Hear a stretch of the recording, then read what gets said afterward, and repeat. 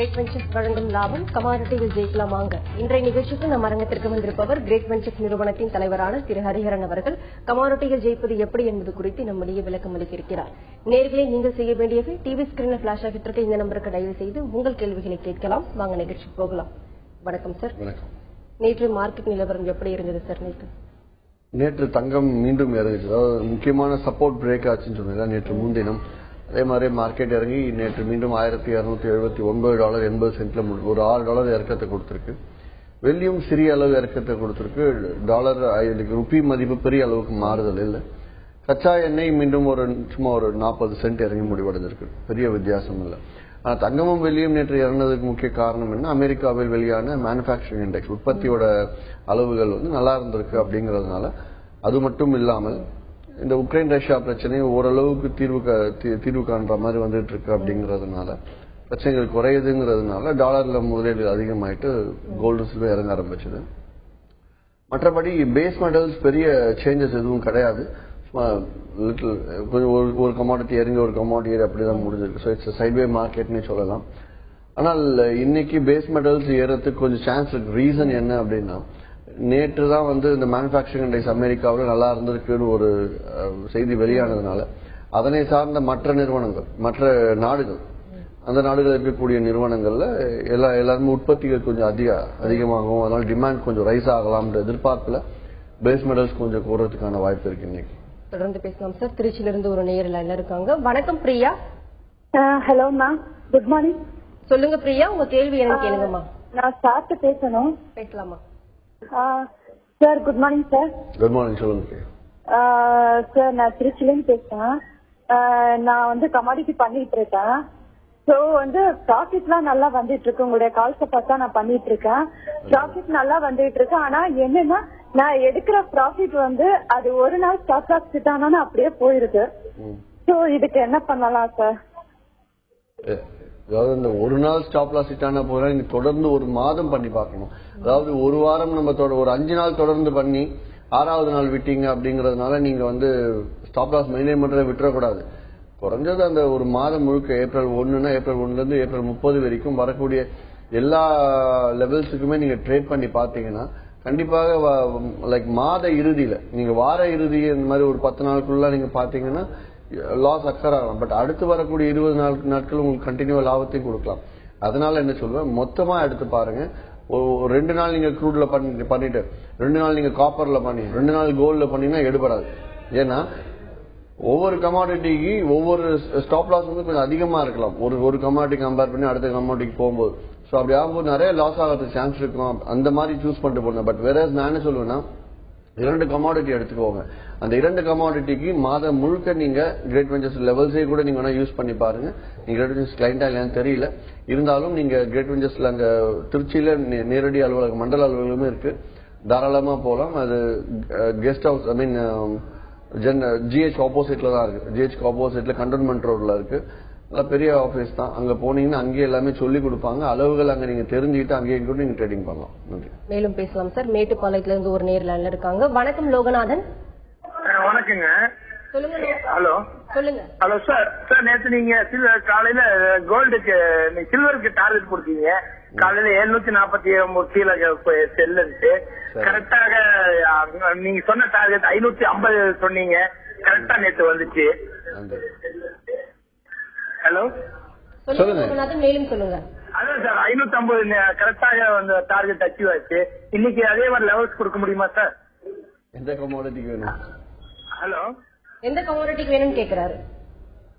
இன்னைக்கு கோல்டுக்கு சில்வருக்குங்க சார். சில்வருக்கு நேற்று காலையில ஓப்பன்ல கரெக்டா வந்துச்சு சார். கரெக்டா அந்த டார்கெட் அச்சீவ் பண்ணிட்டு தான் மேல போச்சு.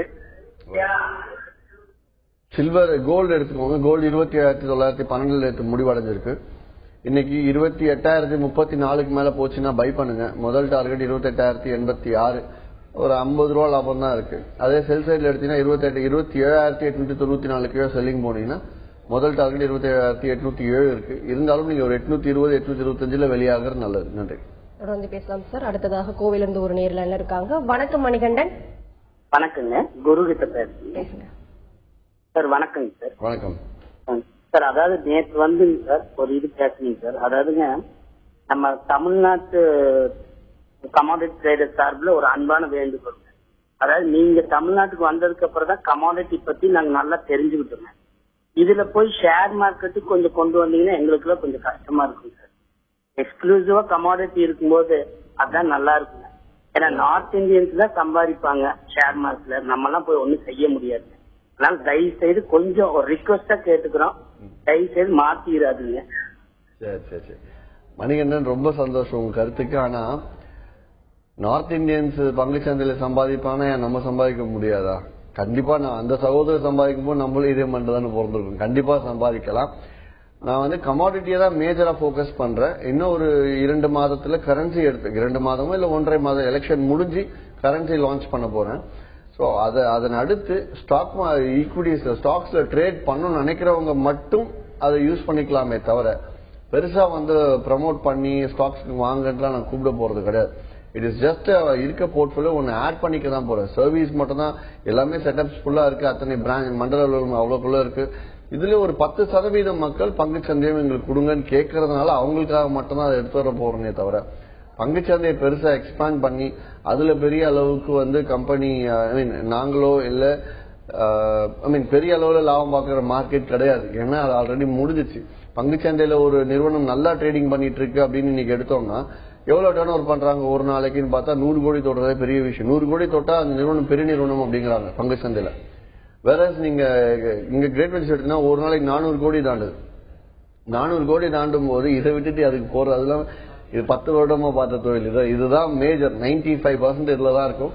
5% அதை கேட்கறவங்களுக்கு கொடுக்கலான், மத்தபடி வேற எதுவும் கிடையாது. பேசலாம் சார். அடுத்த நேரில் இருக்காங்க. வணக்கம் கதிரேசன். வணக்கம் மேடம். சொல்லுங்க கதிரேசன், உங்க சந்தேகங்களை கேளுங்க. வணக்கம் மேடம். சார் பேசலாங்க. பேசுங்க. வணக்கம் சார். வணக்கம், சொல்லுங்க சார். இந்த 2 நாளாவே காப்பர் கொஞ்சம் மூவ்மெண்ட் இல்லாம இருக்கு. இன்னைக்கு காப்பர் எப்படி இருக்குங்க? இன்னைக்கு காப்பர்ல இன்ட்ராடே பண்ணலாமா? கேட்கிறோம். மூவ்மெண்ட் இல்ல அப்படின்னாலே ஒரு கமாடிட்டி கொஞ்சம் சைலண்டா இருக்கு அப்படின்னா ஏதோ ஒரு ட்ரெண்ட் எடுக்க போகுதுன்னு அர்த்தம். நீங்க அதுல கொஞ்சம் கேர்ஃபுல்லா கவனிங்க. நீங்க இருந்தாலும் நான் இன்னைக்கு காப்பர்ல நேற்று எடுத்து பார்த்தோம்னா ஹைக்கும் லோக்கும் வெறும் ₹1.60 பைசா தான் மூவ்மெண்டே இருக்கு. மூவ்மெண்ட் பெருசா இல்ல சொன்ன மாதிரி. இன்னைக்கு பெரிய அளவு லாபம் பார்க்கவும் முடியாது. ஸோ ட்ரேடிங் வேணா இன்னைக்கு குறைச்சிக்கோங்க. இருந்தாலும் இன்னைக்கு அளவுகள் சொல்றேன், ஏதாவது உபயோகப்படுதான்னு பார்க்கலாம். ₹403 கீழே இறங்குச்சு அப்படின்னா நீங்க செல்லிங் போகலாம். போனாலும் ₹402.50 வெறும் 50 காசு லாபம் தான் இருக்கு. அதே பையிங் சைட் ₹404.20 மேல போச்சுன்னா பை பண்ணலாம். முதல் டார்கெட் $404.80 60 காசு தான் லாபம். ஸோ அதனால நீ காப்பர் ட்ரேடிங் அவாய்ட் பண்றது நல்லது என்ன கேட்டா. நன்றி சார். அரசு இப்போ கோல்டு அண்ட் சில்வர் மீதான தரிஃப் வரி குறைக்கிறத ஒரு தகவல் வந்திருக்கு. அது எந்த அளவுக்கு உண்மை சார்? அதோட இம்பாக்ட் எப்படி இருக்கும்? அதை பற்றி டாரிஃப் குறைக்கிறது அப்படிங்கறது பேஸ் ரேட் ஒன்று பிக்ஸ் பண்ணிருப்பாங்க. இம்போர்ட் பண்றவங்களுக்கு பேஸ் ரேட் பிக்ஸ் பண்ணுவாங்க. அதை அந்த வேல்யூ குறைக்கலாம் தான் சொல்லியிருக்காங்களே தவிர இம்போர்ட் டியூட்டியை குறைக்கிறேன்னு சொல்லல. ஆனால் இம்போர்ட் டியூட்டியை குறைக்கிறதுக்கான வேலைகள் நடந்துட்டு இருக்குன்னு நேற்று முன்தினம் கூட செய்தித்தாள்ல படிச்சோம். சோ மற்றபடி டாரிஃப் வேல்யூவால் இங்க பெரிய இம்பாக்ட் இருக்க போறது கிடையாது. சரி, இப்போ கமாடிட்டில தான் இப்போ முழு கவனத்தை நீங்க செலுத்துறீங்க. இப்போ கரன்சில இப்போ 2 மந்த்ல அதுக்கப்புறமா நீங்க கரன்சி ஸ்டார்ட் பண்ண போறீங்கன்னு சொல்றீங்க. பொதுவா எடுத்துக்கணுமா இப்போ மக்களோட பங்களிப்பு கமாடிட்டியில் அதிகமா இருக்கா இல்ல கரன்சியில் அதிகமா இருக்கா சார்? உங்களுடைய கருத்து என்ன?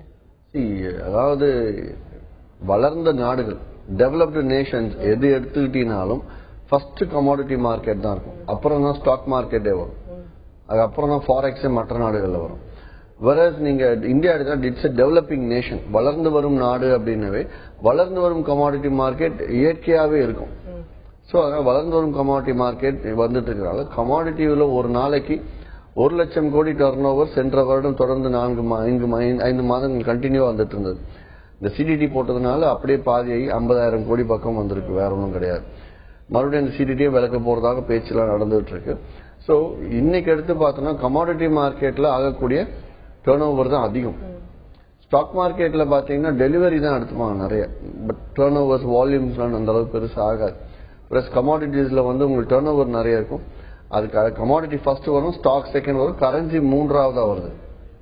கரன்சி அந்த அளவுக்கு பெரிய அளவுல விழிப்புணர்வு வரல. அது நம்ம தான் எடுத்துட்டு வரும்னு நினைக்கிறேன்.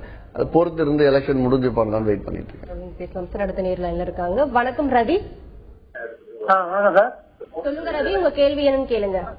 வணக்கம் மேடம். இப்ப கமாடிட்டில வந்து நான் ட்ரேடிங் அக்கௌண்ட் ஓபன் பண்ணி கிட்டத்தட்ட ஒரு 2-3 வருஷம் ஆகுதுங்க. ஆனா எப்படி பண்றது என்ன பண்றது என்னன்னு தெரியல. மினிமம் எவ்வளவு இன்வெஸ்ட்மெண்ட் பண்ணணும் அப்படிங்கிறது தெரியல. அதை பத்தி எனக்கு ஐடியா கொடுத்தீங்கன்னா பரவாயில்ல. ரவி, நீங்க திருச்சியில இருந்து பேசுறீங்க. திருச்சியில கவர்மெண்ட் ஹாஸ்பிட்டல் ஆப்போசிட்லயே கண்டோன்மெண்ட் ரோட்லயே இருக்கு நேரடி மண்டல அலுவலகம். போன் நம்பர் வேணும் அப்படின்னா நீங்க கண்டிப்பா கிரேட் வெஞ்சர்ஸ் தொடர்பு கொண்டு நீங்க வாங்கிக்கலாம். அக்கௌண்ட் ஓபன் பண்றது ரொம்ப சுலபம். உங்களோட ஒரு போட்டோவும் ஒரு லைக் பாஸ்போர்ட் சைஸ் போட்டோ, முக்கியமாக பாஸ்போர்ட் சைஸ் போட்டோ ஒன்று, ஒரு PAN card photocopy, address ப்ரூஃபோட போட்டோ காப்பி ஒன்று. அட்ரஸ் ப்ரூஃப்னா உங்களோட ration card, driving licence, voter ஐடில ஏதாவது ஒன்று. அதுக்கடுத்து bank cheque leaf, cancelled cheque leaf உங்க பேர் இருக்கணும். இல்லைன்னா பேங்க் ஸ்டேட்மெண்ட் முதல் பேஜ் மட்டும் எடுத்துட்டு போங்க போதும். முதலீடு உங்களை பொறுத்தது தான். நாங்க ஒரு எத்தனை லட்சம் போட்டாலும் சரி, எத்தனை கோடி போட்டாலும் நாங்க எடுத்துட்டு வாங்க தான் சொல்ல போறோம். ஆனால் 2 கண்டிஷன்ஸ் தான் நாங்க சொல்லுவோம். கண்டிஷன்ல அது மாதிரி செய்ய வேண்டாம்னு சொல்லுவோம். ஒன்று, கடன் வாங்கி எடுத்துட்டு வந்து போடாதீங்கன்னு, நகை அடமான வச்சுலாம் எடுத்துட்டு வராதிங்க அப்படின்னு சொல்லுவோம். இரண்டாவது என்ன சொல்லுவோம்னா, உங்களுக்கு என்ன தேவை, மாதம் எனக்கு இதுல 10,000 சம்பாதிக்கணும்னு நினைக்கிறீங்களா, 10 மடங்கு பணத்தை எடுத்துட்டு வாங்க. அதாவது 1 லட்சம் எடுத்துட்டு வாங்க. 20,000 சம்பாதிக்கணும் இருக்கீங்களா, 2 லட்சம் எடுத்துட்டு வாங்க. சரிங்களா? இதை மட்டும் கவனத்தில் வச்சுக்கோங்க. எவ்வளவு போடணுமோ 10 மடங்கு, எவ்வளவு தேவையோ 10 மடங்கு முதலீடா வச்சுட்டு பண்ணுங்க. ஆரம்பிச்சு புதுசா பண்றவங்க 2 கமாடிட்டி மட்டும் யூஸ் பண்ணுங்க. ஒரு உதாரணத்துக்கு க்ரூட் ஆயில் கோல்ட் மினி, இல்ல க்ரூட் ஆயில் சில்வர் மினியை யூஸ் பண்ணி பண்ணுங்க. அப்புறம் நீங்க நெக்ஸ்ட் லெவல் போகலாம். நீங்க நேரடியாக அங்க போனீங்கன்னா ஒரு 3 நாட்கள் நீங்க இருந்து பயிற்சி எடுத்துக்கலாம். நன்றி சார். இந்த ஓபன் இன்ட்ரெஸ்ட் என்பது என்னதை பத்தி விரிவா சொல்லுங்க சார். ஓபன் இன்ட்ரெஸ்ட் அப்படிங்கிறது number of buyers, number of sellers. அதாவது வாங்கினவங்க ஒரு ஃபார் எக்ஸாம்பிள் க்ரூட் ஆயில்ல ஒரு 100 பேர் வாங்கி இன்னும் விற்காம இருக்காங்க, ஒரு 100 பேர் வித்து வாங்காம இருக்காங்க. சரிங்களா? இப்ப என்ன ஆகுனா, ஓபன் இன்ட்ரெஸ்ட் எல்லாம் என்ன புரிஞ்சிட்டு இருப்பாங்கன்னா, இது வரைக்கும் 100 பேர் வாங்கி விற்காம இருக்கிறதும் 100 பேர் வித்து வாங்காம இருக்கிறதும் சேர்த்து ஓபன் இன்ட்ரெஸ்ட் 200 நினைப்பாங்க. But it is not. வாங்கினது 100 பேர், வித்தது 100 பேர் அப்படின்னா ஓபன் இன்ட்ரெஸ்ட் 0. மார்க்கெட்டோட ஓபன் இன்ட்ரெஸ்ட் தான் சொல்றாங்களே தவிர ஒரு தனிப்பட்ட நிறுவனமோ இல்ல தனிப்பட்ட நபரோட ஓபன் இன்ட்ரெஸ்ட் சொல்ல. மார்க்கெட்டோட ஓபன் இன்ட்ரெஸ்ட் எடுத்து பார்த்தோம்னா மொத்தமா ஒரு 5000 க்ரூட் ஆயில் லாட் 5000 லாட் வாங்கியிருக்காங்க, 4000 லாட் வித்திருக்காங்க அப்படின்னா நெட்டா 1000 லாட் தான் ஓபன் இன்ட்ரெஸ்ட் காட்டும். தொடர்ந்து பேசலாம். அடுத்த நேர் லைன்ல இருக்காங்க. வணக்கம் ராஜன். வணக்கம் மேடம். அரியன் சார் பேசலாங்க? பேசலாம் சார். இப்ப அமெரிக்கன் சைட்ல எக்ஸ்பேக் வந்திருக்கு. அதனால இந்த க்ரூட் ஆயிலோட அப் அண்ட் டவுன்ஸ் ஏதாவது இருக்குமா இன்னைக்கு? அதே மாதிரி நார்மலா ஒரு 2 வீக்ஸா க்ரூட் ஆயிலோட இது பார்க்க போனீங்கன்னா ரொம்ப கிராஜுவலாவே போயிட்டு இருக்கு, ஒரு சைடாவே வரல. சோ அது எப்படி இருக்கு, என்ன ப்ராப்ளம் நடந்துட்டு இருக்கு, இல்ல க்ரூட் ஆயில் கொஞ்ச நாள் விட்டுறலாமா? இதுதான் கொஸ்டின். அதாவது இன்னைக்கு வெட்னஸ்டே ஈவினிங் 8 மணிக்கு இன்வென்ட்ரி வெளியாக இருக்கு. ஸோ அந்த எப்பவுமே இன்வென்ட்ரி வெளி எல்லாரும், அதாவது புதுசா ட்ரேடிங் ஆரம்பிக்கிறவங்க அந்த இன்வென்ட்ரி எதிர்பார்த்து ட்ரேட் பண்ணுவாங்க. ஆனா இன்வென்ட்ரி வரும்போது ட்ரேடிங் பண்ணாதீங்க. இன்வென்ட்ரிக்கு முன்னாடி ட்ரேடிங் முடிச்சுக்கோங்க. இல்ல இன்வென்ட்ரி முடிஞ்ச ஒரு 1/4 மணி நேரம் கழிச்சு ட்ரேடிங் ஆரம்பிக்கிறது நல்லதுன்னு. இன்னைக்கு ஆயில் லெவல்ஸ் பார்க்கலாம். நேற்று எடுத்து பார்த்தோன்னா 1990 கிட்டத்தட்ட 130 ரூபாய் இறங்கி முடிவடைஞ்சிருக்கு நேற்று ஏப்ரல் கான்ட்ராக்ட். இன்னைக்கு கச்சா எண்ணெய் 5985க்கு கீழே இறங்க ஆரம்பிச்சுன்னா செல்லிங் போகலாம். முதல் டார்கெட் 5945. அதே பையிங் 6050க்கு மேல போகலாம். முதல் டார்கெட் 6070. சோ இதுல டார்கெட்ஸ் நான் சொன்ன டார்கெட்ல பாதி டார்கெட் வச்சு வெளியாகிறது நல்லது. இன்னும் சொன்னா 10-12 ரூபாய் வெளியேறது நல்லது. அதுக்கு மேல வச்சுக்க வேண்டாம். மற்றபடி க்ரூட் ஆயில் இப்ப சைட் வேவா இருக்குன்னா இன்னும் ட்ரெண்ட் எடுக்கல. நாட் ஒன்லி ஆயில், எந்த கமாடிட்டியுமே ட்ரெண்ட் எடுக்கல. கோல்டு சில்வர் இப்போதைக்கு டவுன் பேட்டர்ன். பட் அது கூட இந்த $40 தான் டவுன் பேட்டர்ன். ஆல்ரெடி ஒரு $10 பக்கம் இறங்கிடுச்சு. ஒரு $30 பக்கம் இறங்கலாம். அதுவும் ஸ்லோவா தான். பெரிய ஃபால் ஆகும்னு நினைச்சா அந்த சப்போர்ட் பிரேக்கே ஃபால் ஆகல. மார்க்கெட் ரொம்ப ஸ்லோவா தான் இறங்கி ஏறிட்டு இருக்கு. So overall market is sluggish. It is not a trendy market. Sir, monthly 8 to 10% லாபம் பெற என்ன வழி? இது கிரேட் வெஞ்சர்ஸ்ல இது எடுக்க இது சாத்தியமா சார்? இல்ல, அது சாத்தியம் அப்படிங்கறது தான் பண்ணிட்டு இருக்கணும். நல்லா சரி, மாதம் எப்படி பார்த்தாலும் 8 to 10% எடுக்கலாம். அது எடுக்கிறதுக்கு என்ன தேவை அப்படின்னா, ஒரு levels great ventures levels use பண்றீங்க, இல்ல கிரேட் வெஞ்சர்ஸ்ல ஒரு டிப்ஸை யூஸ் பண்றாங்க, இல்லைன்னா சார்ட்டை யூஸ் பண்றாங்க. ஏதாவது ஒன்னு யூஸ் பண்ணா அதை அந்த மாதம் முழுக்க ஏதாவது ஒரு 2 கமாடிட்டிக்கு மட்டும் கண்டினியூவா யூஸ் பண்ணும். இது பெரிய முதலீட்டாளர்கள்லாம் ஆல்ரெடி பண்ணிட்டு இருக்காங்க. அதாவது நான் நல்லா கவனிக்கிறேன், இந்த 10 லட்சம் 20 லட்சம் கோடி கணக்கில் போடுறவங்க எல்லாம் ரொம்ப கிளியரா பண்றாங்க. இந்த 50,000 1 லட்சம் ஆரம்பிக்கிறவங்க குழப்பம் நிறைய வருது. அது இல்லாம அவங்க தான் வந்து எப்பவுமே இந்த புரோக்கரேஜ் பத்தி குறைச்சு பேசலாம், இல்லைன்னா வந்து சலுகைகள் நிறைய எதிர்பார்க்கலாம், அவங்க எதிர்பார்த்துட்டு இருக்காங்க. பட் அட் சேம் டைம் அதை யூஸ் பண்ண மாட்டேங்கிறாங்க. நான் என்ன சொல்லுவேன்னா, நீங்க ட்ரேடிங் ஆரம்பிக்கிறீங்க அப்படின்னா அளவுகளை கரெக்டா யூஸ் பண்ணுங்க, இல்ல சார்ட்டை கரெக்டா யூஸ் பண்ணுங்க. ஒரு மாத காலம் கரெக்டா யூஸ் பண்ணி பார்த்துட்டு அந்த 10% எடுக்க முடியுதான்னு பாருங்க. என்ன கேட்டீங்கன்னா ஒரு 15 அதாவது ட்ரேடிங் ஆரம்பிச்ச ஏப்ரல் 1ல இருந்து கரெக்டா ஃபாலோ பண்றீங்கன்னா ஏப்ரல் 15 தேதிக்குள்ளேயே நீங்க 10% எடுக்கிறதுக்கு வாய்ப்புகள் நிறையவே இருக்கு. அப்படி எடுத்துட்டீங்கன்னா அதுக்கப்புறம் ரொம்ப கேர்ஃபுல்லா ட்ரேட் பண்ணி லாஸ் ஆகாம ட்ரேட் பண்ணிக்கோங்க. அவ்வளவுதான் சொல்றேன். தொடர்ந்து பேசலாம் சார். அடுத்த நேர் லைன்ல இருக்காங்க. வணக்கம் ஜெகநாதன். வணக்கம் சார். ஹலோ, ஹரியன்ட்ட பேசுறேன். பேசலாம். Hello sir. வணக்கம், சொல்லுங்க sir. Sir good morning sir. Morning sir. You are my god philosopher guide in Nare. You are philosopher guide sir regarding commodity market. நன்றி. One. Number 2 sir, regarding yesterday you have given crude oil level. அது வந்து morning you have given level. I have put it still mode. It is evening only it has been recovered sir. Evening தான் ஆச்சு. S அவ்வளோ time ஆகுமா sir? இல்ல, திருப்பி question கேட்கலாம். சரியா கேட்கல, புரியல. ஹலோ சொல்லுங்க, கொஞ்சம் சத்தமா பேசுங்க. ஹலோ சொல்லுங்க சார். எஸ்டர்டே நீங்க crude oil லெவல் கொடுத்த இல்லையா? ஆமாங்க. பைல செல் லெவல்ல போயிருந்தேன். சரிங்க. பட் இட் ஹேஸ் ஒரு சாயங்காலம் 7 மணி வரை ஆயிடுச்சு சார். அப்படி யூஸ்வலி டெய்லி 1 ஹவர்ல முடிஞ்சு போடுன்னு சொன்னேன் லைவ் ட்ரேடிங்ல. சரிங்க. பட் அது 6-7 மணி வரை ஆயிடுச்சு சார். அது அதாவது வந்து நீங்க இங்க தொலைக்காட்சியில உங்களுக்கு காட்டக்கூடிய அளவுகள் மார்க்கெட் ஓபன் பண்றதுக்கு முன்னாடி, ஆனா கிரேட் வெஞ்சர்ஸ்ல கொடுக்கக்கூடிய அளவுகளை பார்த்து பண்ணீங்கன்னா அது வந்து மார்க்கெட் ஓபன் ஆனதுக்கு அப்புறம் 10:15 மணிக்கு கொடுக்கக்கூடிய அளவுகள். அதுதான் வந்து நான் 1 மணி நேரம் 2 மணி நேரத்துல முடியும் அப்படின்னு. அந்த வகையில நீங்க இந்த தொலைக்காட்சியில காட்டக்கூடிய எடுத்து பண்ணீங்க அப்படின்னா இட் டேக்ஸ் டைம், நிதானமா வரும். அதே வந்து உங்களுக்கு கிரேட் வெஞ்சர்ஸ்ல கொடுக்கக்கூடிய அளவுகள் யூஸ் பண்ணி பாருங்க. 3 நாள் இலவசமாவே நீங்க பெறலாம். அதை யூஸ் பண்ணீங்கன்னா உங்களுக்கு அவ்வளவு நேரம் தேவையப்படாது. 2-3 மணி நேரத்துல வியாபாரத்தை முடிச்சிடலாம். சில நாட்கள் 22 ட்ரேடிங் டேஸ்ல ஒரு 3 நாட்கள் 4 நாட்கள் மாலை வரைக்கும் எடுக்கலாம். அது மார்க்கெட் மூவ்மெண்ட் கம்மியா இருக்கலாம், அவ்வளவுதான். பட் அல்டிமேட்டா டார்கெட் வருதாங்கிறதா முக்கியம். எவ்வளவு காத்திருக்கோம் அப்படிங்கிறது நான் குறைச்சிட்டேன். காலையில 10 மணிக்கு கரெக்டா போய் உட்காருவாங்க, நைட்டு 11:30 மணி நேரம் உட்காந்துட்டு இருப்பாங்க. என்ன நடக்குதுன்னே தெரியாது. யாரா பை பண்ணுவாங்க, இவங்களும் பை பண்ணுவாங்க. சோ இந்த மாதிரி ஒரு குழப்பத்தை எல்லாத்தையும் மாத்தி இன்னைக்கு லைக் இன்ட்ராடேவோட பண்ணலாம் அப்படிங்கிற மாதிரி ஒரு பொசிஷனுக்கு கிளைண்ட்ஸ் வந்து கரெக்டா லெவல்ஸ் பார்த்து பண்ணி ஒரு டிசிப்ளின் எடுத்துட்டு வந்துட்டேன். சோ இது வந்து சில நாள் டைம் ஆகுறது தப்பே கிடையாது. மேலும் பேசலாம் சார். அடுத்த நேர் லைன்ல இருக்காங்க. வணக்கம் சம்பத். வணக்கம் மேடம். ஹரியன் சார் பேசணும் மேடம். பேசுங்க. Hello, good morning sir. Good morning, சொல்லுங்க சார். சில்வரோட பையர் கொஸ்டின் செல் கொஸ்டின் கொஞ்சம் வேணும் சார். சில்வர் நேற்று 42,588 முடிவடைஞ்சிருக்கு. இன்னைக்கு 42,570 கீழே இருந்துச்சுன்னா நீங்க செல்லிங் போகலாம். முதல் டார்கெட் 42,420 இருந்தாலும் 150 ரூபா லாபம் இருந்தாலும் ஒரு 100 ரூபா 80 ரூபால வெளியேடுங்க. அதுக்கு மேல வச்சுக்காதீங்க. அதே பை சைட்ல 42,794 மேல போச்சுன்னா பை பண்ணலாம். முதல் டார்கெட் 42,875. நன்றி. மேலும் பேசலாம் சார். நெக்ஸ்ட் காலர் லைன்ல இருக்காங்க. வணக்கம் அய்யூப். வணக்கம் madam. Sir good morning sir.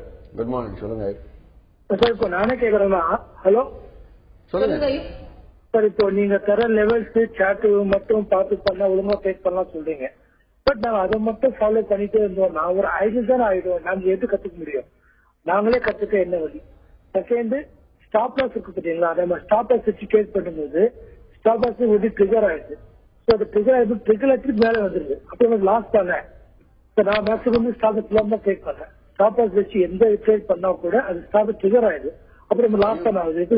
கேட்கறது இன்னும் கொஞ்சம் சத்தமா கேட்கலாமே. ஸ்டாப் லாஸ் பத்தி கேட்டாரு சார். அதை பத்தி ஸ்டாப் லாஸ் பத்தி நீங்க விரிவா சொல்லுங்க. என்னன்னு இல்ல ஃபர்ஸ்ட் அவர் என்ன கேட்டிருந்தாரு?